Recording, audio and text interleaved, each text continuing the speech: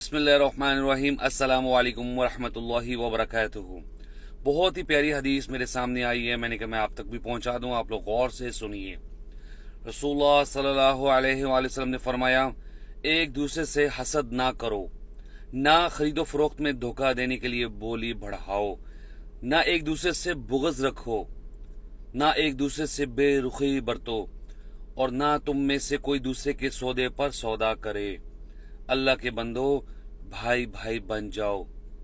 जी नाज़रीन, अगर आजकल के माशरे में वैसे देखा जाए तो हर बंदा अपने लिए ही जी रहा है। बस वो कोशिश कर रहा है कि मैं कमा लूं, मैं इकट्ठा कर लूं, मेरा घर भर जाए चीज़ों के साथ, मुझे बड़ी गाड़ी मिल जाए, मैं पैसा ज़्यादा कमा लूं किसी भी तरीके से। ठीक है, पैसा कमाना, तिजारत करना जायज़ है, लेकिन उसमें हमें ध्यान रखना होगा अपने भाई का भी, कि उसके साथ ज्यादती तो नहीं हो रही, क्या मैं उसके साथ धोखा तो नहीं कर रहा। तो इन चीज़ों का हमें ध्यान रखना होगा, क्योंकि मुसलमान का भाई है। अगर हम उसको भाई समझेंगे तो उसका ध्यान रखेंगे। अल्लाह ताला हमें समझने की तौफीक अता फरमाए। आमीन। अस्सलामु अलैकुम वरहमतुल्लाहि वबरकातुहू।